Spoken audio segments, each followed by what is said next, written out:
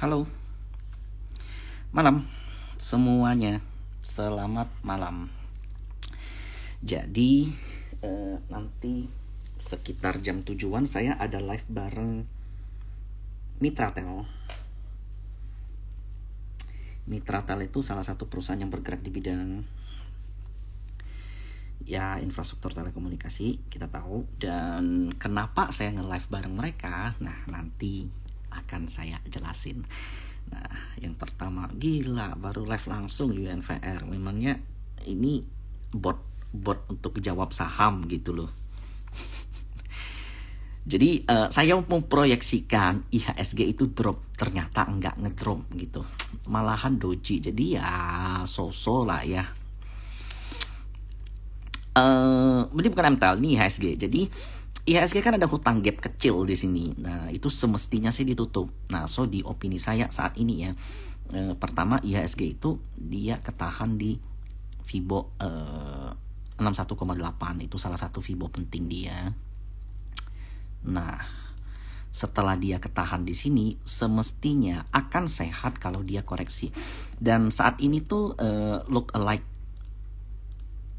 Ya, ini sih saya harapkan bisa terjadi. Kalau terjadi ya that means good for us. Kalau seandainya kejadian. Nah, kalau enggak ya susah, karena hard to believe, karena di sini tuh ada gap kecil. Sayang banget ini harus ada gap gitu. Meskipun gap enggak harus ditutup, tapi kalau di indeks itu most likely ketutup. Itu satu. Nah, foreign flow yang ada di IHSG juga kalau dibilang bagus, enggak bagus-bagus amat. Ini kemarin ada rebalancing, jadi wajar kalau ada net, karena banking banyak di-upgrade. Jadi yang ini diabaikan. Sementara yang lain ya masih so-so. Kalau dikatakan seller dari foreign meningkat, sebenarnya enggak. Tapi mereda yes, cuman sayangnya belum ada inflow. Nah, hari ini kan inflasi kita naik tuh. Inflasi kita naik di atas ekspektasi. Nah, a good things adalah kalau seandainya inflasi kita, apalagi core inflation tinggi, maka BI akan menaikkan suku bunga. Kalau BI naikin suku bunga, itu artinya bagus. Ya, hari ini net foreign hampir 1 triliun ya. Ya, di negonya sedikit, regular 1 triliun. Ya, itu bagus. Kayaknya majority di BCA deh.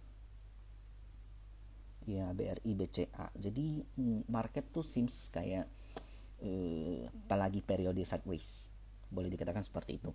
Nah, kalau dikatakan apakah ada last drop, jawabannya bisa kalau seandainya dolarnya meninggi. Saat ini dolar memang ada potensi turun, jadi market seems fine aja. Kalaupun turun itu hanya turun berdasarkan secara teknikal, not something big seperti crash atau segala macam. Jadi kalaupun turun ya itu bukan not something big. Yang penting kan sahamnya yang kalian beli itu apa. Nah, terus terang saya sendiri nggak beli lagi saham-saham blue chip kayak banking, kemudian kayak Telkom, ASI. Itu saya nggak beli lagi meskipun secara teknikal dia oke. Tapi spread yang dia berikan itu rendah, dan saya berjaga-jaga kalau seandainya market lagi jelek tiba-tiba bisa drop. Nah, itu satu. Nah, gainer today kan agak lumayan. Mungkin pertama yang harus dibahas tuh BRPT ya. BRPT ini kan against the oil. Kalau seandainya oil turun, ya dia tuh sebenarnya capex dia akan merendah. Nah, BRPT sendiri semenjak dia ngelewat MA 200, dia tuh enggak koreksi. Jadi MA 200 kan MA yang penting. Kalau kalian ingat ya, jadi salah satu moving average yang saya paling suka itu MA 200. Nah, kalian perhatiin, dia ketahan banget di MA 200-nya. Mantul banget di MA 200. Nah, di sini ada yang tahu MYCD enggak? Kalau ada yang tahu, komen dong. Ada yang tahu atau enggak MYCD?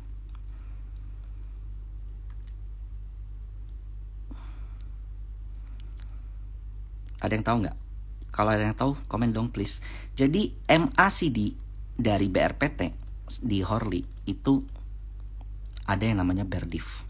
Nah, jika terjadi bear divergence, jawaban titik koreksi paling rendah itu adalah di sini. Candle setelah terjadi bear div. Nah, that means BRPT koreksinya tuh sampai di sini. Nah, kemarin sampai di sini habis itu dia kenceng. Ini saya ada ngomong nih di grup saya. Jadi saat ini BRPT itu looks good dengan areal support saat ini tuh 940 di mana sebelumnya itu resistant. Perhatiin net foreign buy yang semakin meningkat juga di BRPT. Jadi BRPT looks like bakal ke 1060 yaitu resistant yang ada di sini. Nah, ini strong uptrend ini. Boleh dikatakan karena dia udah lewat MA 200. Jadi 940, perhatiin foreign flow yang masih oke. Saat ini per today juga kalian lihat yang beli siapa. Credit Suisse, JP Morgan, CLSA, EP, MNC, BB Verdana, YP Mirae. Jadi ini boleh dikatakan foreign semua. Ketemu musuhnya retail semua. Bukan retail, sorry. Ketemu musuh lokal semua. SQ itu BCA, PDI POT, CC Bank Mandiri. Nah, wajar kalau ini taking profit karena harganya udah tinggi. Jadi logiknya gitu, setiap saham yang di-inflow oleh foreign biasanya musuhnya lokal. Setiap saham yang di-outflow oleh foreign, temennya juga lokal. Jadi biasanya seperti itu. Jadi sebentar lagi, saya akan undang Mitratel dan kalian bisa denger nih. Nah, yang mau saya kasih lihat nanti itu technical.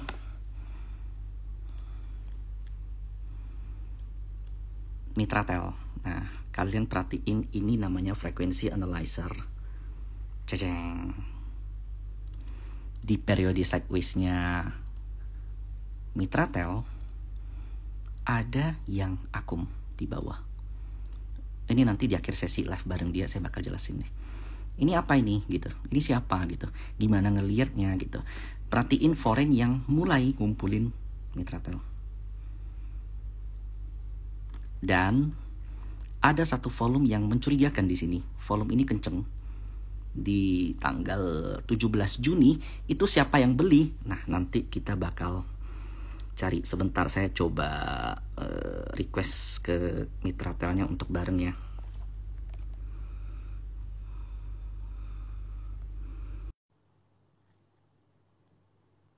Semoga di accept. Kalau nggak di accept gagal. Halo. Halo, Koko Mike. Halo Cici, apa kabar? Baik, apa kabar? Oke, aku baik juga nih. Semoga semua teman-teman yang lagi nonton ini baik juga ya. Thank you banget nih udah diundang. Aduh, seneng banget akhirnya bisa ngobrol sama Koko Michael. Biasanya cuma nonton IG live-nya aja nih. Ah, enggak lah. Masa sih biasanya nonton juga ya? Nonton dong. Thank you. Jadi gini Kak, jadi kan live kali ini tuh aku sih sebenarnya jarang ya nge-live bareng emiten. Ini boleh dikatakan first time aku bareng emiten.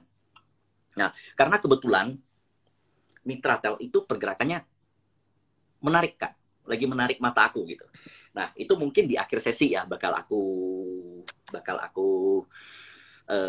kasih lihat screenku, dan itu dari versi akumnya gimana, kemudian foreign flow-nya gimana, kemudian dari chart bagaimana gitu. Nah, mungkin yang pertama yang mau aku mulai nih Kak. Jadi kan banyak teman-teman tuh yang biasanya selama ini follower-follower aku nih Kak, itu taunya tuh sahamnya belinya di sekian gitu. Tapi ini sama apa? Ininya apa gitu. Banyak yang masih belum tahu gitu. Nah, untuk Mitratel sendiri ini ya. Jadi untuk teman-teman ketahui, di Q1 2022, di saat semua outlook ekonomi di US itu resesi, kemudian perlambatan ekonomi China, justru Mitratel ini jumlah subscribernya naik 20% year on year. Itu betul Kak ya? Betul.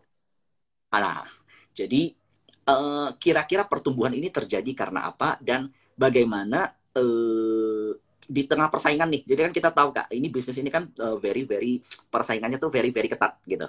Nah, jadi di tengah persaingan yang ketat dan banyak barrier untuk kondisi ekonomi begini, bagaimana cara menumbuhkan seperti itu dan gimana ke depan mau mempertahankannya itu seperti apa Kak?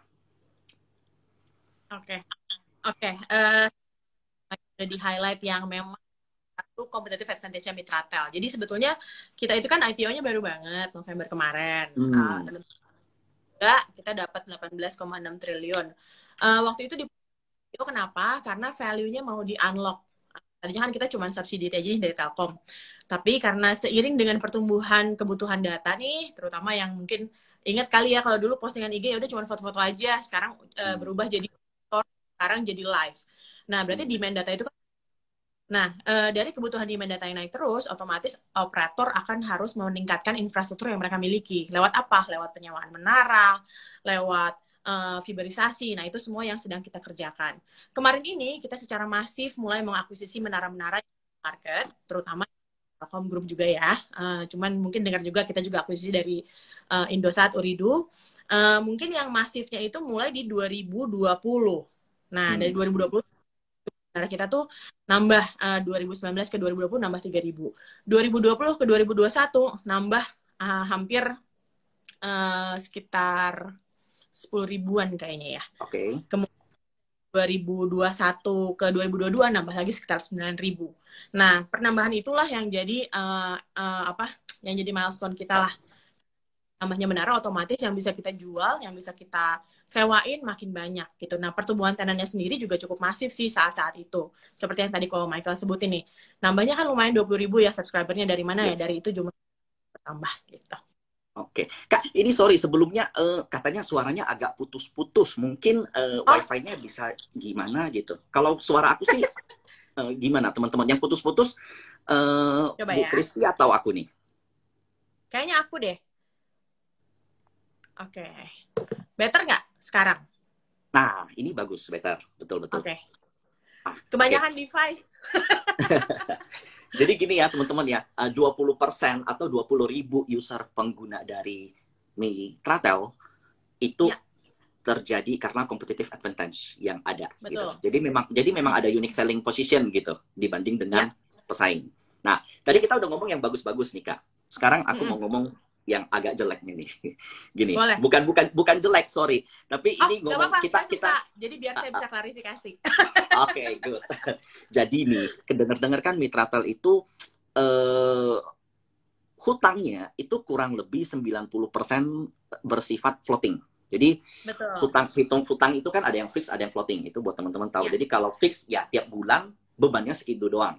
Ada yang floating mengikuti suku bunga. Nah, ini satu. Kita kan sedang menghadapi iklim di mana suku bunga itu nggak ada lagi era cheap money. Jadi buat teman-teman tahu, saat ini suku bunga di Indonesia kan 3,5%, let's say. Di US, let's say, berapa ya? 2,5 kalau nggak salah ya. 2,5 ya, terakhir naik 75.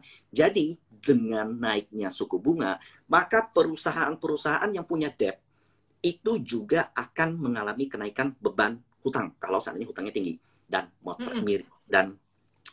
Mitratel ini punya 90% hutang itu floating. Jadi berdasarkan pergerakan suku bunga. Nah, kira-kira udah ada hedging position belum? Dan itu pembayarannya dalam dolar, rupiah, atau currency apa gitu kan? Dan gimana cara perusahaan untuk ngatasin ini gitu. Oke, betul. Betul banget nih, Ko Michael. Kalau interest rate itu kan biasanya langsung makan ke net income ya. Karena kan kalau misalnya utangnya gede, berarti harus bayar bunganya gede, biasanya net income-nya kemakan tuh dari pembayaran bunga itu. Mitratel betul sekali 90% itu memang floating. Tapi floatingnya itu semuanya dalam bentuk rupiah. Jadi kita nggak punya exposure US dollar sama sekali. Dan dari floating tersebut, sebetulnya rate yang kita miliki itu murah banget. Karena rate-nya itu hanya JIBOR atau ya Jakarta Interest Rate ya, SBI lah ya, di 3,5 itu kan ya. Nah, spread-nya itu hanya 1 sampai 1,7 aja. Jadi as of now, average cost of fund kita itu 5,2%. Jadi masih murah. Malah sebetulnya itu turun dari tadinya 5,4 di tahun lalu.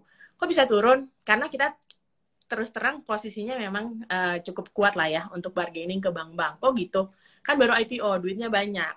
Jadi interest income kita juga banyak nih gitu. Nah, bargaining power ke bank juga besar. Kenapa? Karena aset-aset kita juga bagus. Kita juga didukung oleh anchor tenant yang kuat seperti Telkomsel.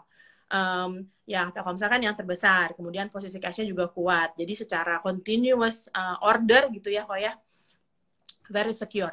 Malah sebetulnya pendapatan kita yang ke depan itu backlog kontrak kita sebutnya itu 56%-nya dari Telkomsel.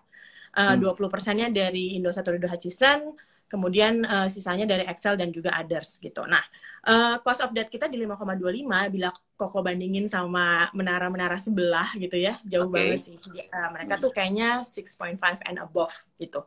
Jadi sebetulnya dengan adanya potensial kenaikan suku bunga ke depan, dengan kondisi kita yang sekarang di 5,2, let's say naik mungkin 50 bips kali ya, kok ya, sampai akhir tahun lah ya. Udah deket banget kan soalnya nih. Masih di bawah 6. Jadi masih bagus banget sih gitu. Oke. Dan Ini kedepannya aku ada pertanyaan, Kak. kita juga boleh. Tadi average cost of fund 1% itu maksudnya? Itu spreadnya. Oh, Jadi oke. JIBOR, SBI plus spreadnya tuh berapa biasanya. Nah, Hmm. biasanya spreadnya ini tuh gede nih kalau untuk perusahaan-perusahaan lain, kayak konstruksi, mining gitu ya. Oke, Nah, oke. untuk kita kecil. Kenapa? Karena kita secure. Bank yang ngasih pinjam ke kita udah tahu kita revenue-nya ke 10 tahun ke depan udah aman karena kontraknya tuh selalu 10 tahun. Oke, Gitu. oke, siap, siap. Dan Dan sebetulnya ini, mungkin satu lagi Komeka kalau aku oke, boleh gimana? nambahin. Kalau misalnya dilihat dari komposisi, memang penting sekali kita itu maintain dalam IDR in terms of loan. Karena kan sekarang dilihat ya, kondisi market di luar global juga kurang certain, jadi selalu ada resiko untuk exposure ke nilai tukar, dan juga karena sekarang di luar semuanya lagi naikin suku bunga tinggi, itu juga double exposure jadinya, gitu kok. Ini untuk teman-teman ketahui ya, ke depan ya, kalau ada perusahaan punya debt dalam dolar, itu mereka mesti pinter-pinter hedging, karena ada potensi dolar tuh menguat dengan kenaikan suku bunga seperti ini. Dan luckily ya, kita Indonesia tuh termasuk salah satu negara yang boleh dikatakan rupiahnya itu ya, boleh dikatakan masih kuat gitu, masih strong gitu. Dan ternyata Mitratel ini punya hutang semua dalam rupiah, Kak ya. Jadi nggak kepengaruh sama currency dolar. Nah, itu buat teman-teman ketahui tuh yang worry terhadap kenaikan suku bunga dan hutang dari Mitratel. Nah, satu lagi. Jadi tadi dana IPO itu 18 triliun, Kak ya. Kalau nggak salah yang didapat ya. Oke, jadi 18 triliun itu. Nah, boleh nanya nggak nih, Kak? Masih ada sisa nggak sih? Oke. Sebetulnya kita mau ada big announcement nih, maybe coming up hopefully this week gitu ya. Jadi ini sebenarnya timingnya sama Koko Michael nih agak-agak kok kayak pas gitu ya. Match banget gitu kan. Iya. Mudah-mudahan sih beritanya bisa keluar secepatnya. Yaitu terkait dari akuisisi menara-menara yang dimiliki Telkomsel. Kan sekarang di market tuh udah nggak ada menara ya. Menara-menara yang besar tuh dari dari Indosat, dari XL itu kan semuanya udah habis dijual. Nah, tinggal Telkomsel nih yang punya yang besar. Salah satu alasannya kita IPO itu kemarin adalah sumber dananya untuk digunakan mengakuisisi kurang lebih 6.000 menara dari Telkomsel. Nah, kan tadi aku udah mention juga di depan ya, yang Koko bilang, kok Mitratel sebenarnya apa sih yang bisa ngedrive pertumbuhan tenan yang sebegitu besar? Ya, salah satunya adalah penambahan aset yang masif ini. Karena kalau misalnya kita beli aset nih, kalau perusahaan menara, biasanya itu langsung di-secure sama langsung disewa lagi. Gitu. Nah, hopefully sih nggak lama lah ya beritanya ya bakal keluar gitu. Nah, setengahnya dari jumlah IPO itu akan dipakai untuk melakukan aksi korporasi ini, yaitu mengakuisisi 6.000 menara gitu. Tadinya kita mau akuisisi dalam 2 tahun, tapi kita udah kita ngobrol sama Telkomsel, udah deh diberesin setahun ini aja semua full. Jadi tahun depan revenue dari si menara baru ini udah akan direcognize secara full selama 1 tahun. Instead of dibagi 2, gitu setengah-setengah gitu. Oke. Kalau boleh tahu total menaranya berapa sih, Kak, sekarang? Sekarang ada di 28.787. Berarti penambahan 6.000 itu kurang lebih penambahan 30-an persen. 34 ribuan ya. Ya, 30-an persen penambahan, dan itu dana IPO yang bakal dipakai. Jadi sebetulnya kan 18,5, setengahnya dipakai buat itu 6.000 menara. Setengahnya lagi itu dipakai untuk pembangunan menara baru dan juga untuk working capital. Itu yang nanti buat bangun buat develop infrastructure, buat develop IT system. Karena sekarang perawatan menara pun udah enggak cuman didatengin, dilihat gitu. Sekarang tuh kita ada IoT-nya, ada aplikasinya. Jadi lebih efisien. Makanya kalau dilihat dari harga dari biaya-biaya kita juga jauh lebih efisien sekarang. Betul. EBITDA marginnya juga kan numbuh terus ya kok ya dari tahun lalu, 2 tahun terakhir lah gitu. Nah, yang menariknya lagi mungkin 40% dari dana IPO ini akan digunakan untuk membangun fiber optik yang diperlukan juga untuk mempercepat koneksi. Jadi kalau misalnya live makin kinclong gitu ya, Koko Michaelnya juga kelihatannya makin cakep gitu. Nah, ini perlu nih kok, karena sekarang kan orang demand pengennya cepet. Data kalau mulai putus-putus tadi langsung putus-putus nih komen semua. Nah, user experience yang seperti itu yang harus di-develop atau dikembangkan, diperbaiki oleh para operator telekomunikasi. Nah, mereka membutuhkan fiberisasi ini. Nanti going on to 5G juga perlu fiberisasi yang tinggi gitu. Sekarang mungkin ada di bawah 40%-an lah ya gitu. Nah, ekspansinya masih cukup luas. Oke. Jadi buat teman-teman ketahui ya, fiber optik itu apa sih? Jadi kalau fiber optik tuh kabel itu nggak lagi pakai kabel-kabel tembaga yang ada di atas. Kalau pakai kabel itu kan pertama izinnya susah, satu. Kedua kan kayak ada gangguan-gangguan dari tali layangan segala macam. Nah kalau pakai fiber itu udah boleh dikatakan jauh lebih efisien lagi. Itu buat teman-teman Ya, ketahui. Itu cepat, satu. betul. Jadi jauh lebih cepat. Jadi 5G itu sebenarnya bukan bicara soal kecepatan juga, tapi capacity yang jauh lebih gede. Yes. Yes. Ya, Jadi kayak betul. teman-teman kalau lagi di keramaian, contohnya lagi di peak itu, biasanya sinyalnya hilang gitu. Atau lagi konser mau ngupdate sesuatu itu biasanya susah. Kenapa? Karena Dibagi-baginya banyak soalnya. dibagi-bagi ya, soalnya servernya mesti nge-hang dulu gitu.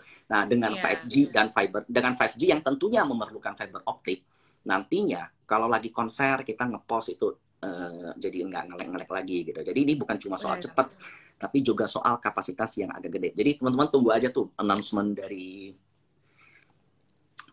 Mitratel, dan katanya sih minggu ini. Awas loh kalau enggak, Kak. Oh, boleh dikuat. Live-nya ini pertama loh sama Ko Michael, yang lain belum aku kasih tahu. Thank you. Jadi 6 akan digunakan dana IPO itu akan digunakan untuk mengakuisisi 6.000 tower yang ada, dan itu dari Telkomsel. Kok Telkomselnya mau sih, Kak, diakuisisi? Oke, karena sebetulnya harganya untuk mereka bagus. kan harganya pasti bagus karena kan asetnya bagus. Pertama mungkin untuk mereka kan mereka sebetulnya bukan perusahaan menara ya. Jadi daripada duitnya ditahanin di aset, mereka bisa pakai duit itu untuk expand ke yang related sama consumer atau related sama telekomunikasinya mereka gitu. Bisa di marketing, bisa expand more produk, mungkin bisa memperbaiki jaringan, semakin menambah fiber. Intinya sih cost efficiency pertama. Kedua, dari segi posisi, sebetulnya Telkomsel itu kan sudah paling besar, paling cepat, user experience-nya paling bagus. Ya, jadi mereka sih secure-secure aja. Dan secara menara, memang mereka cuma tinggal punya 6.000, kalau di retain pasti nggak efisien juga secara cost. Karena kan semakin economic of scale, pastinya semakin menguntungkan nih. Kalau punya menaranya dikit, ditahanin, di-manage sendiri, ya pasti akan lebih costly lah ya. Gitu. Lebih murah untuk mereka sewa aja. Gitu. Jadi tadi menariknya tuh Bu Kristi bilang, mereka punya biasanya menara kalau saya udah jual, ya itu pasti bakal dipakai lagi, jadi masuk revenue untuk sewa gitu ya. Ya, jadi nggak perlu nyari pelanggan lagi gitu, karena udah dapat pelanggan. Udah secure, tinggal ditambahin aja. Ini tuh kayak bisnis kamar kos-kosan kok. Nah, aku baru jadi mau ngomong, kamar kosnya aku baru mau ngomong. 3. Iya. Jadi kayak aku 3, punya mau 5, pembantunya 1 gitu.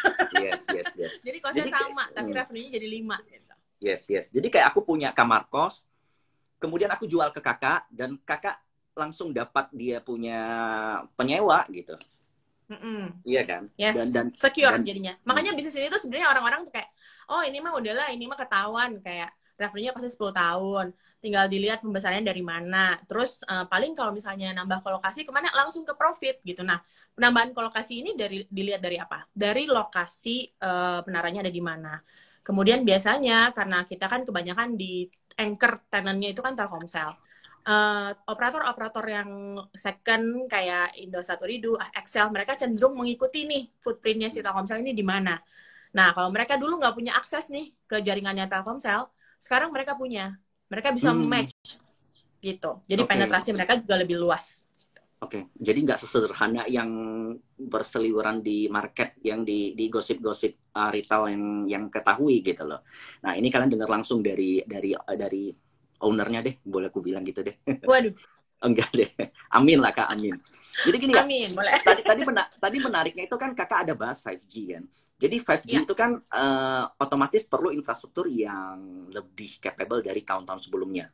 Jadi bukan salah satunya fiber optik. Nah, kesiapan Mitratel sendiri di fiber optik gimana? Karena I know this is not easy kan gitu. Ya. Mungkin ini salah satu keuntungannya karena kita juga bagian dari Telkom Group. Seperti diketahui mungkin ya, Telkom kan salah satu perusahaan infrastruktur dan juga telekomunikasi terbesar di Indonesia.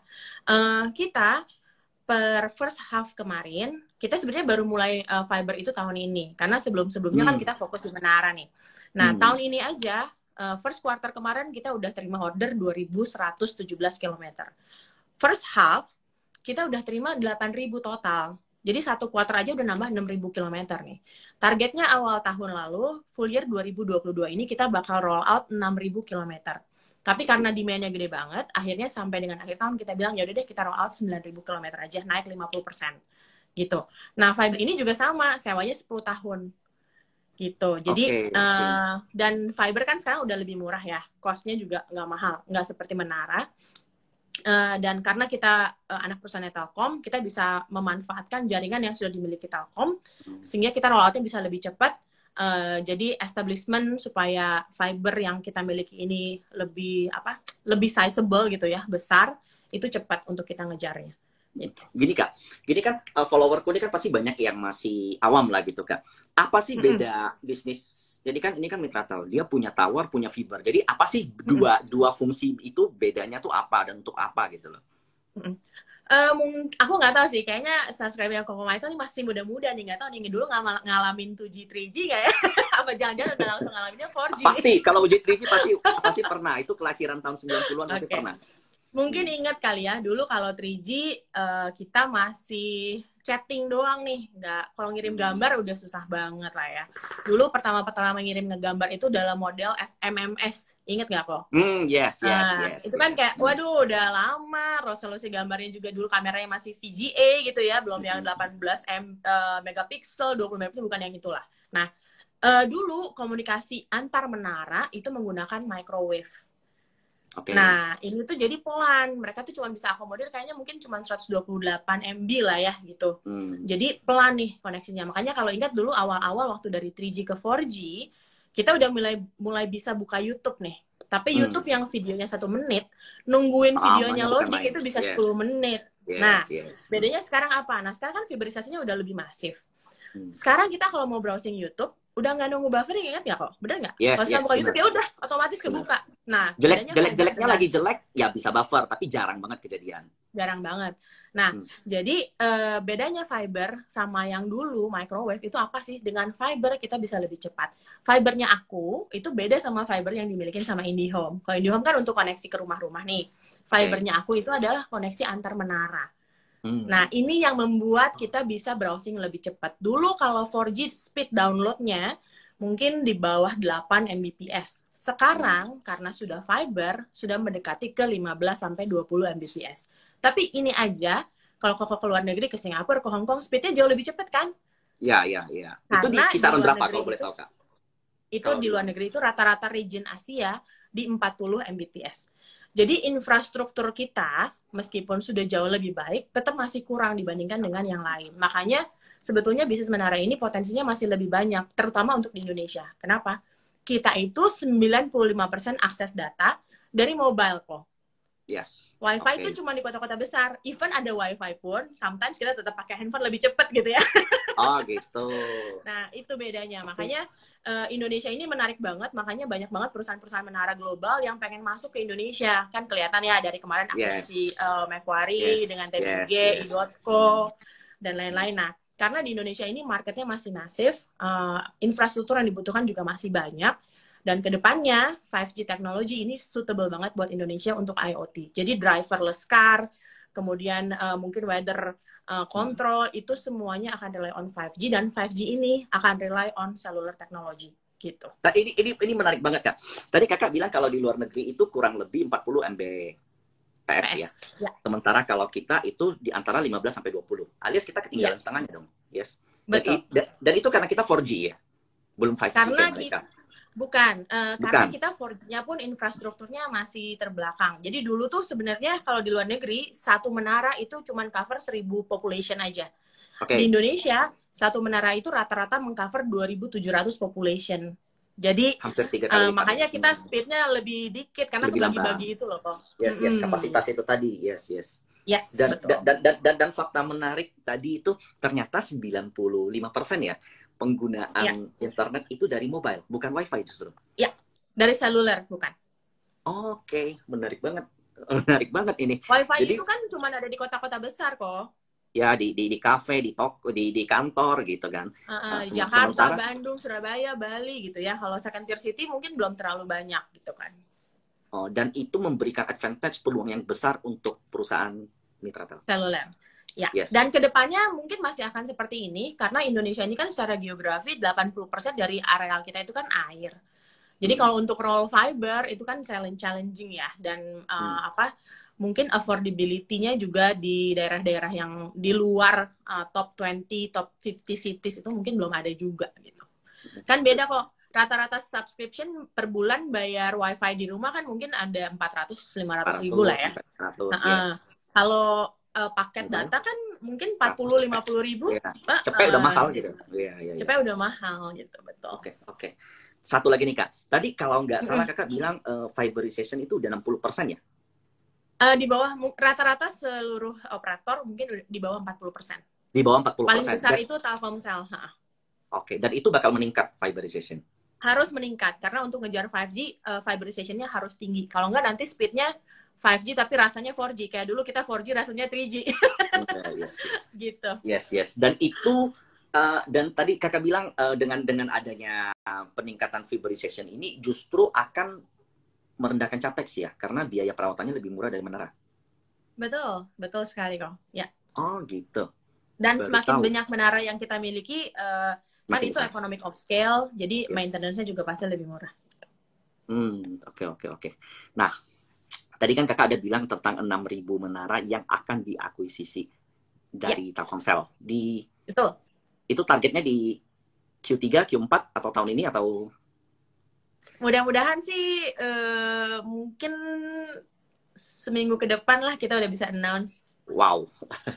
Oke. Jadi teman-teman nih nonton live ini nih belum di berita-berita tuh belum ada berarti. Belum. Ntar ke depan baru ada nih. Nah, terus gini Kak. Jadi kalau kita bicara bisnis ini kan di sektor ini kan kita tahu kalau kita tuh capexnya tinggi gitu dibanding dengan bisnis-bisnis lain maybe. Nah, sehingga kadang perhitungan valuasi tuh nggak bisa pakai kayak PE biasa tuh nggak bisa. Mungkin cocoknya tuh pakai EBITDA. Oke. Nah, EBITDA betul. Kalau seandainya pakai EBITDA, jadi dengan akuisisi 6.000 menara ini, kira-kira itu gross EBITDA dari Mitratel itu bisa naik berapa persen? Dan itu kira-kira ke-reflect di LK tahun berapa gitu? Itu apakah 22 Q3, Q4 atau nanti ke-reflect di 2023 atau kapan nih baru benar-benar semua yang dialokasikan benar-benar bisa diraup keuntungannya? Harus jujur loh, Kak. Harus jujur. Bercanda ya aku. Harus jujur kok. Soalnya nanti kalau nggak jujur ditagih juga. Mungkin kita mulai dari yang tahun ini dulu aja ya. Di awal tahun kan rencana akuisisinya masih 3.000 menara. Sekarang kan udah clear nih kita akan mencoba akuisisi 6.000 menara. Di awal tahun EBITDA growth-nya yang kita guidance di tahun ini itu 13%. Tapi karena kita akan akuisisi 6.000 menara, EBITDA growth ini baru aja kita revisi menjadi 15%. Year on year, tahun 2022 dibandingkan dengan 2021 gitu. Kedepannya seperti apa? Sebetulnya sih waktu IPO kita udah bilang nih rata-rata pertumbuhan EBITDA di 2000 sampai 2022 sampai dengan 2025 itu akan ada di angka 13%. Ini rata-rata. Full impact dari akuisisi 6.000 menara ini akan terasa di tahun 2023. Karena kan tahun ini kita, let's say kita akuisisinya bulan ini gitu ya. Yes. Kan minggu ini. Tadi katanya minggu ini. Minggu ini. Kan cuma absorb 4 bulan aja nih gitu. Nah, sementara tahun depan kita akan full dari Januari sampai Desember. Berarti revenue-nya full 1 tahun gitu. Wow, berarti di tahun 2023, let's say paling telat di Q3 itu bakal kelihatan. Iya, betul kok. Oke. Nah, teman-teman ingat ya. Jadi bukan istilah gini. Perusahaan itu untuk mencatatkan earning, untuk menunjukkan kinerjanya perlu waktu. Meskipun terkadang harga saham tuh nggak perlu waktu kalau bergerak. Seperti itu, Kak. Setuju. Ya. Karena harga saham tuh bergerak liar gitu. Jadi sementara kalau perusahaan untuk menunjukkan performa dia memang perlu waktu. Corporate action takes time gitu. Jadi earning segala macam itu perlu takes time. Tapi ya ini kebetulan momennya nanti di minggu ini bakal di-announce itu kata kakak gitu. Dan EBITDA growth rata-rata per tahun berapa? 13% sampai 15%. Yes. Ya. Nah, mungkin ini juga betul sih kayak kata Ko Michael tadi, kalau perusahaan untuk mendapatkan impact-nya itu perlu waktu. Tapi kalau untuk harga saham biasanya duluan. Kenapa? Karena sebelum ada dampak dari itu, biasanya investor udah beli duluan kan. Kalau belinya nanti udah keburu naik dong. Yes. Yes, makanya betul. Makanya perlu prediksi teknikal nih. Jadi gini, lalu ada satu lagi nih Kak. Jadi kan tenant rasio itu ada di level 1,5 kali. 0,5. Jadi, Ya, nah betul. itu ada nggak upaya untuk mendongkrakkan atau segitu aja udah cukup nih? Gitu. Oh, ada dong pastinya kok. Karena kan kalau misalnya dilihat nih, valuasi kita yang sekarang itu based on tenancy ratio 1,5. Tapi kalau misalnya ngelihat tetangga sorry Kak, gitu ya. sebelumnya stop dulu nih. Boleh? Ini boleh dijelasin ke teman-teman nggak sih tenancy rasio itu apa? Tenancy ratio itu adalah berapa banyak tenant yang menyewa satu menara rata-ratanya. Jadi kayak yang tadi nih, kalau misalnya satu kamar kos, satu rumah kos, kamarnya 2, yang nyewanya 1, berarti tenansinya setengah. Tapi kalau nyewanya 2, berarti tenansinya 1, gitu, full. Gitu. Berarti semakin besar tenancy rasio, semakin bagus. Semakin bagus. Karena sebetulnya untuk bisnis menara, biayanya itu kurang lebih sama. Kayak misalnya kalau Koko Michael lihat laporan keuangan kita nih, teman-teman juga lihat laporan keuangan kita yang first half, bedanya itu kan jumlah menaranya bertambah hampir 10.000. Tapi kalau misalnya dilihat dari biaya O&M Towers itu flat, nggak nambah gitu. Nah, jadi semakin tinggi kolokasi itu akan semakin tinggi EBITDA, akan langsung translate ke net income, dan itu biasanya jadi dividen gitu. Nah, tenancy ratio kita itu di 1,5. Jadi masih banyak room for growth nih, karena sebetulnya tenancy ratio itu mentok-mentoknya di angka sekitar 1,9-an, 1,8, 1,9 lah, which is yang sekarang kompetitor kita udah di angka segitu. Gitu. Makanya evaluasi kita sekarang itu masih merefleksikan tenancy yang 1,5. Tapi kebayang nggak kalau misalnya tenancy itu jadi 1,6, 1,7, itu akan langsung meningkatkan EBITDA margin. Dan salah satu lagi competitive advantage-nya Mitratel itu 50% dari menara kita adanya di luar Jawa. Nah, ini adalah target ekspansi dari operator telekomunikasi kan. Sekarang mereka semuanya bilang, oh kita mau expand ke luar Jawa. Kita sudah lihat, kita observasi, sebetulnya banyaknya demand itu larinya ke Sumatera, Kalimantan, dan Sulawesi. Kok ke sana? Karena sekarang GDP growth-nya itu paling tinggi di 3 area itu kok. Ini kan area-area Komo. Betul. Jadi jadi gitu. Petani-petani sawit, penambang batu bara itu nggak di pulau, nggak di Jakarta. Karena di Jakarta nggak ada sawit gitu loh. Nggak ada. Adanya di Kalimantan, batu bara di Sulawesi. Makanya dan satu lagi mungkin cocoknya tuh seperti ini Kak ya. Karena tadi Kakak bilang 95 ya atau 90? 95%. 95% penggunaan internet itu dari seluler.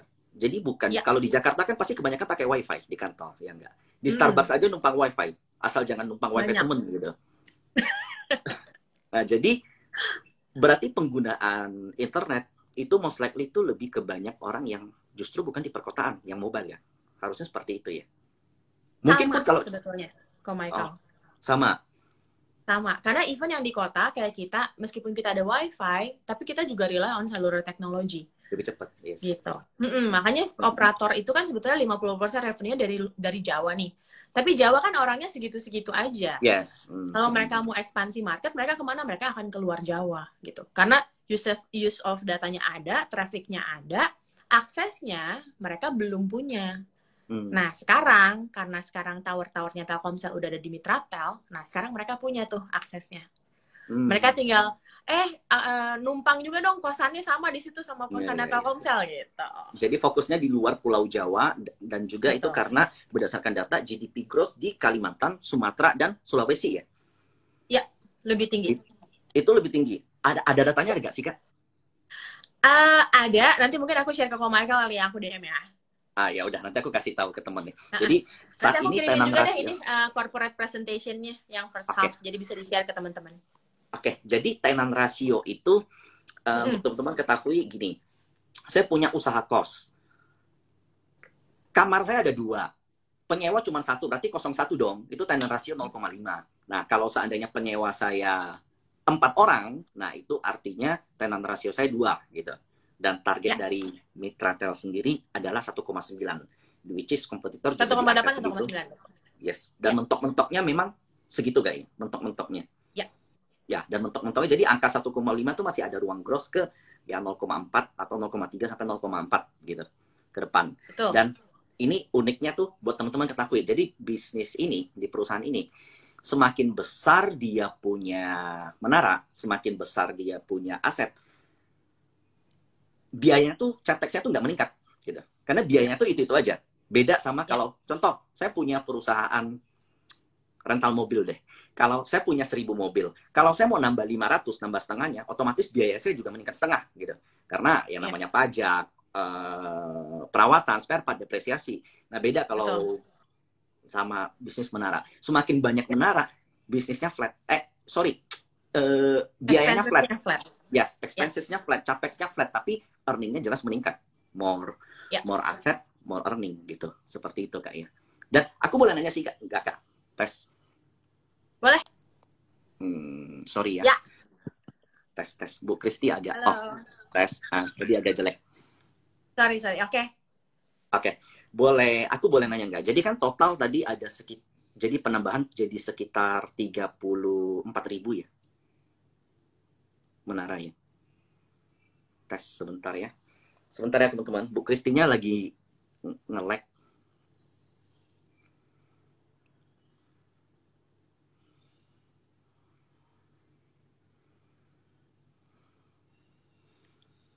Tes. Sebentar teman-teman, sebentar. Tunggu dulu. Sorry ya, saya coba undang lagi. Tadi Bu Kristinya hilang.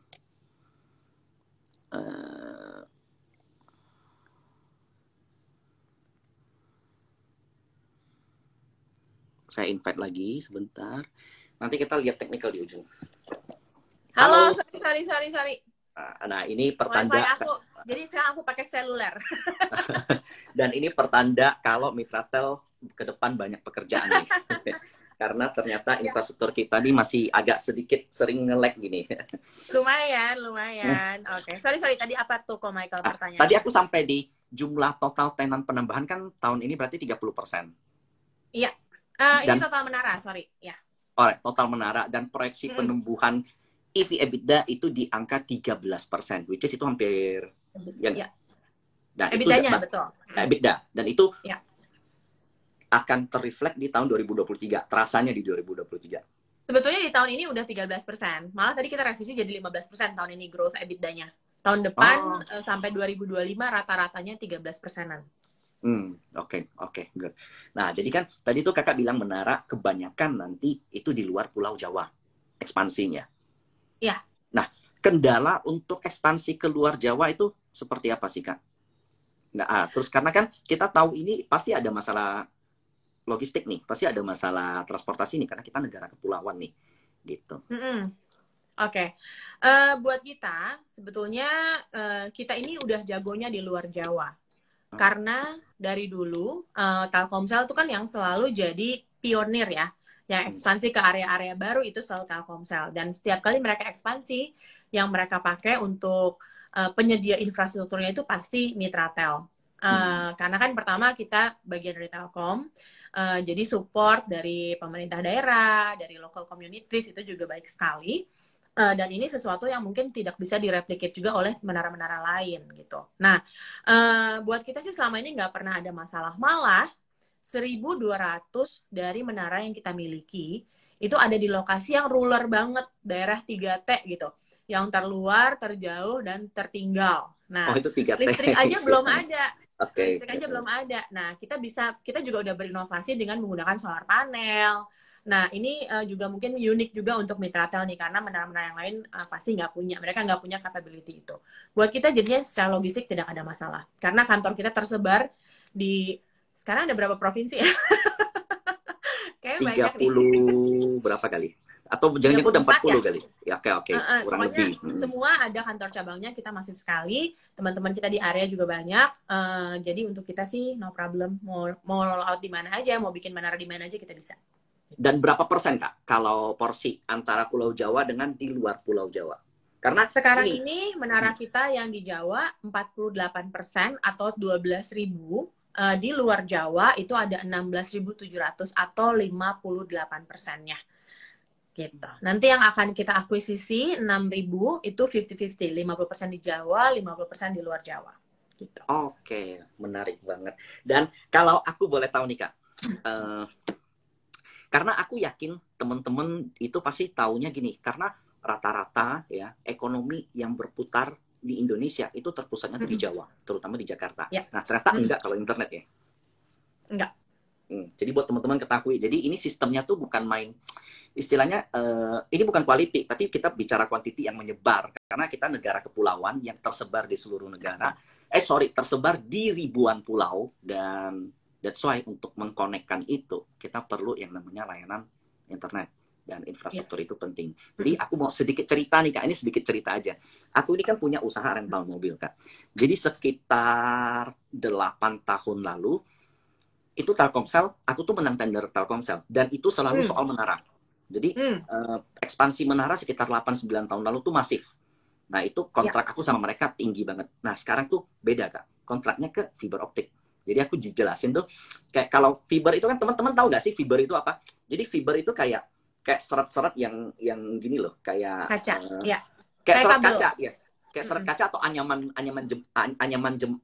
jerami gitu. Jadi dia kayak begini-begini. Jadi listrik yang diantarkan itu jauh, penyampaiannya tuh untuk terputus itu kemungkinannya tuh kecil banget gitu. Jadi kalau ya, kayak serat karbon gitu. Jadi pokoknya yang namanya serat dia berbentuk seperti fiber, itu kemungkinan dia untuk terjadi malfungsi itu jauh lebih kecil.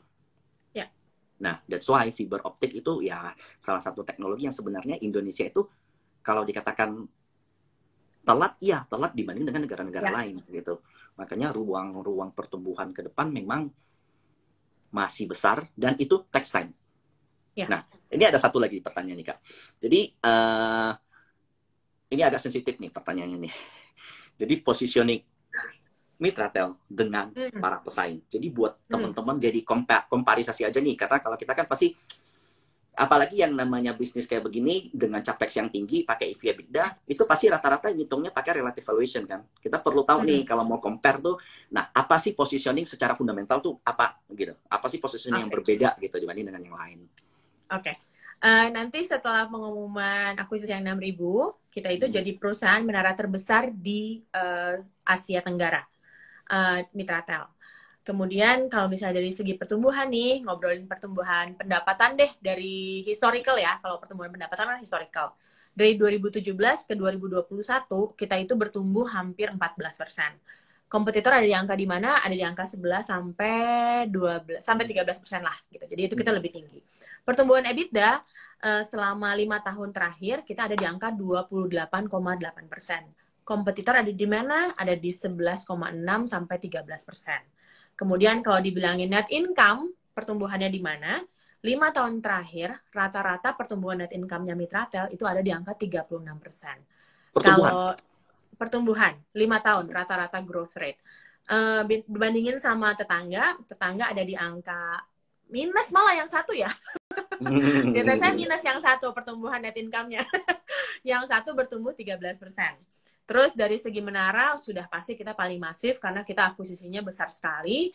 5 tahun terakhir rata-rata pertumbuhan menara kita ada di angka 28%, sementara kompetitor kita ada di angka 11% sampai 16%. Kemudian dari sisi tenan kita bertumbuh 34%. 5 tahun terakhir rata-ratanya kompetitor ada di angka berapa? Di angka 14% sampai 20%-an aja. Jadi kita tuh growth rate-nya hampir 1,5 sampai 2 kali lipat. Yes. Nah, ini menariknya gini Kak. Karena earning yang bertumbuh growth-nya, kemudian EV/EBITDA yang bertumbuh growth-nya, itu angkanya mirip dengan pertumbuhan tower-nya. Jadi, bolehkah aku simpulkan kalau untuk perusahaan ini, infrastruktur ya, hitung masuknya ya, semakin besar dia punya menara, aset, itu semakin besar lah earningnya. Apakah? Iya. Itu sejalan, soalnya pertumbuhan 30%, 29% itu sejalan dengan pertumbuhan tenannya. Gitu. Betul, Kak Michael. Jadi buat teman-teman ketahui tadi ya, kesimpulannya. Selama 5 tahun, pertumbuhan Mitratel itu sebesar 30%. Growth, earning, kemudian EV/EBITDA. Dan itu juga sejalan dengan tenannya yang bertumbuh sekitar 30%. Dan di tahun ini akan juga bertumbuh 30%. Jadi teman-teman bisa kalkulasi deh ke depan. Itu tahun ini doang loh. Sementara yang tadi kan 5 tahun rata-rata kan ya? Iya, betul. Nah, itu 5 tahun rata-rata. Jadi bolehkah aku katakan ekspansi yang di tahun 2022 itu paling masif selama 5 tahun ke belakang? Iya, betul Pak Michael. Nah itu karena Sebetulnya paling IPO-nya. masif 3 tahun ke belakang malahan, nggak sampai 5 tahun. Oke, Jadi jadi dengan masif. akuisisi masif 3 tahun, growth rate kita 5 tahun itu udah masif banget gitu. Dan kalau boleh dibilang sih ini adalah akuisisi atau corporate action tower yang paling Yang besar dan terakhir. Karena udah nggak ada lagi yang punya segede gini. Gitu. Hmm. Selain tower operator ya. Oke. Bener nggak sih Kak, kalau aku tuh dengar gosip katanya tower itu nggak boleh didiriin lagi karena ada aturan pemerintah kayak Omnibus Law segala macam, tower itu nggak boleh didiriin lagi, itu bener nggak sih? Di area-area perkotaan sudah tidak boleh lagi tower makro yang tingginya 40 sampai 50 meteran. Kenapa? Oke. Karena kan udah huniannya udah dempet-dempetan banget nih ya. Jadi kan kekhawatirannya pemerintah pasti kalau misalnya menara ini rubuh atau apa kan daerah yang terpengaruh akan banyak. Jadi menara-menara besar ini boleh tapi di luar Jawa. Di Jawa ini menaranya apa? Menaranya monopol. Sebetulnya dari segi operasional karena di daerah-daerah urban itu kan udah banyak gedung-gedung tinggi. Jadi pakai menara yang 60 meter juga sebenarnya nggak ngefek karena ketutupan gedung gitu. Nah, makanya Oke. sekarang menaranya itu monopol. Monopol itu Pendek-pendek. 7-8 meter tapi di atas gedung gitu. Jadi kita Jadi udah itu, nggak perlu bikin yang gede-gede. jadi untuk teman-teman ketahui, jadi izin itu nggak mengganggu kita ya, gitu ya. Ya. Nah, Nggak. justru itu kebanyakan aturannya di Pulau Jawa dan Ya. ekspansi dari Mitratel itu di luar Pulau Jawa. Nah, untuk Ya. teman-teman ketahui juga nih, jadi tower itu kalau di perkotaan itu taruhnya di gedung, tapi kalau di luar itu diriin menara, karena Ya. nggak ada gedung gitu loh. Karena nggak ada gedung, betul. Karena nggak ada gedung, jadi harus diriin Ya. menara gitu. Nah, nanti mungkin kalau pakai 5G malahan sebetulnya akan lebih duluan pasti di area urban, di area perkotaan gitu ya, Ko Michael. Dan mereka akan butuh lebih banyak menara karena biasanya kalau yang spektrumnya tinggi kayak 5G itu mereka lebih dekat-dekat tuh menaranya. Bisa misalnya kalau pakai 4G menaranya bisa jaraknya 3 sampai 5 km. Tapi kalau nanti pakai 5G mungkin jarak menaranya hanya 1 sampai 2 km. Makanya monopol atau menara-menara yang di atas gedung ini memang lebih suitable. Nah, ini juga sesuatu yang kita juga ekspansif lumayan. Jadi ada dua sebenarnya di luar Jawa itu adalah ekspansi dari jaringan di Pulau Jawa itu adalah pemadatan atau densifikasi menara gitu. Karena satu area kan yang makin lebih banyak tuh kalau di kota kan populasinya padat. Nah, jadi menaranya itu harus lebih banyak untuk nambahin kapasitas dan juga memperkuat sinyal gitu. Oke. Itu tadi apa istilahnya, monopol ya? Monopol, betul. Jadi itu yang untuk 7 sampai 8 meter. Yang kalau di atas gedung kan kayak kok ramai banget. Nah, itu menara telekomunikasi biasanya. Oke, menarik sekali. Oke, dan ini kebetulan ini kan udah mau hampir 1 jam. Ini aku barusan di notif sama Iya, makanya aku masih mau lanjut nih sebenarnya nih. Ntar aku lanjut di story Instagram deh. Boleh. Nah, aku mau sedikit rangkum nih Kak. Jadi tadi menariknya itu pertumbuhan growth daripada pesaing justru berada di angka 11 sampai 15. 11 sampai 13, 14, 15. Sementara di Mitratel sendiri itu berada di angka 25 ke atas sampai 30. Itu which is 1,5 hampir 3 kali lipatnya. 1,5 hampir 2 kali lipat. Ya. Dan rencana dana IPO yang akan digunakan itu untuk mengakuisisi menara. Semakin banyak menara, semakin rendah capex nggak akan meningkat, justru earning bakal semakin naik. Dan fiberisasi itu antara menara dan ke menara, bukan ke kayak IndiHome yang bukan ke rumah-rumah, bukan. Jadi jelas biayanya jauh lebih rendah daripada yang ke rumah-rumah dong Kak. Pastinya karena kan perlu lebih panjang ya kalau ke urban area dari yang outer ring itu. Dan ini fakta yang benar-benar menarik tuh bahwa ternyata 80-95% penggunaan internet itu mobile, bukan wifi justru. Nah, ini kebetulan aku kan di depan ini. Di depan aku punya senjata nih.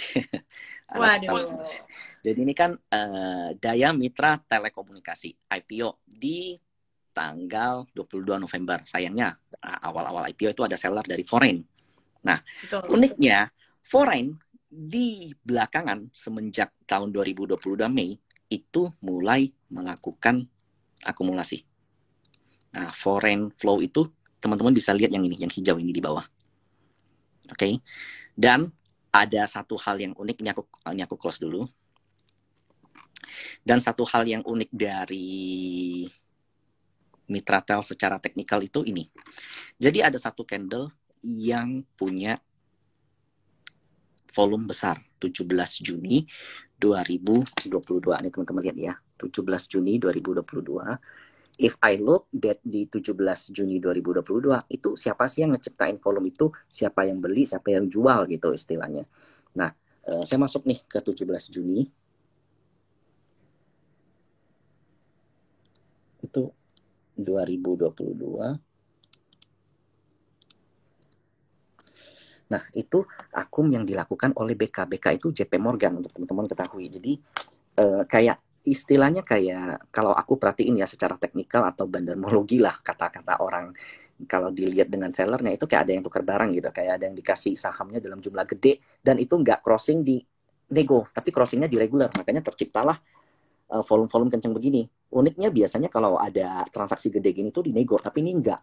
Dan itu di market, average 715. Saat ini berapa sih? 725.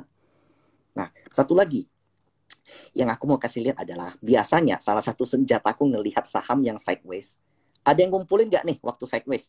Adalah aku gunakan yang namanya FAQ. FAQ itu Frequency Analyzer. Nah, di sini, di Stockbit nih, aku coba masukin indikator Frequency Analyzer, di sini kalian cek. Jadi di momen, klik, di momen ketika Mitratel atau daya Mitra Telekomunikasi ini sideways, yaitu rentang antara let's say 680 sampai 740, itu ada yang akum. Di bawah ini kelihatan. Kalau dari volume biasa-biasa aja. Tapi kalau dari frequency analyzer, itu ada yang akum. Nah, targetnya kemana sih? Nah, jadi kalau aku bicara secara teknikal, resist itu di 750. Dan pergerakannya menariknya kenapa? Karena dia semakin higher high. Dan ini udah mendekati penghujung, dan ini ada yang akum. Dan ini aku sih nggak enak ya kalau ngebahas saham yang lainnya, tapi banyak banget pola-pola saham seperti ini, di mana dia sideways, dan posisinya itu, ini tuh semakin yang namanya,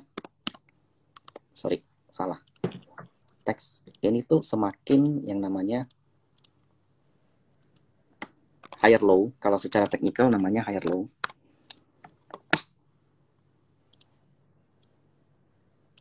Di sini juga higher low. Jadi selama dia masih higher low, dengan pergerakan akum yang masif, tapi nggak kelihatan di volume, kelihatannya di frequency analyzer. Dan ini namanya pola ascending triangle. Dengan syarat penembusan di angka 750. Targetnya ke ya terdekat, kalau untuk saat ini sih 8,5 gitu. Jadi ini sekian viewku terhadap Mitratel gitu. Jadi ini gimana nih Kak? Aku ucapin thank you nih untuk kesempatannya Bu Kristi. Thank you banget Kak Michael for the chance juga buat nyapa sama teman-teman yang followernya Koko juga nih. Ini pasti aku save biar teman-teman ada yang bisa summary. Jadi tuh kebanyakan nih Kak ya, kalau aku perhatiin ya, retail itu kebanyakan tuh kurang komunikasi. Mereka kalau mau cari tahu tentang bisnis suatu perusahaan, mau cari tahu tentang suatu perusahaan, mereka baca laporan keuangan itu jelimet gitu. Nah, dengan adanya kayak gini, mungkin kayak corporate secretary, kemudian ada public relations seperti ini, itu mereka bisa nangkepnya jauh lebih gampang daripada harus baca laporan keuangan. Teman-teman setuju nggak? Ini aku open nih komennya nih. Nah, tadi itu terlalu ramai banget, gila. Jadi aku ucapin thank you banget udah gimana nih komunikasi Bu Kristi ke kita nyampe very well gak gitu. Ntar kalian komen ya di bawah ya. Ini pasti aku save gitu. Thank you banget. Jadi penjelasannya very clear. Aku juga yang dari tadi nggak ngerti, yang nggak terlalu paham bisnis ini jadi jauh lebih ngerti sih Kak. Thank you banget. Thank you banget. Mungkin kalau misalnya pengen lihat materi-materi kita juga ada update quarterly, jadi nggak usah nunggu laporan keuangan, nggak usah nunggu annual report gitu ya. Di website kita ada yang tabnya Investor Relation, itu di bawahnya ada tuh informasi-informasi kita, info memo, kemudian materi presentation untuk corporate, yang biasanya cuma punya akses itu kan institusi. Nah, sekarang kita buka, retail juga bisa akses, feel free to reach out juga, mau lewat DM, mau lewat email, boleh juga, atau lewat Koko Michael udah inilah paling mantap. Nanti biar aku diundang lagi, ngobrol-ngobrol lagi. Ntar kalau ada pertanyaan yang susah, aku nanya kakak harus dibales ya. Boleh. Saya spesialis pertanyaan susah kok. Oke. Thank you ya teman-teman untuk kesempatan. Thank you juga Bu Kristi. Thank you. Thank you Koko Michael. Bye.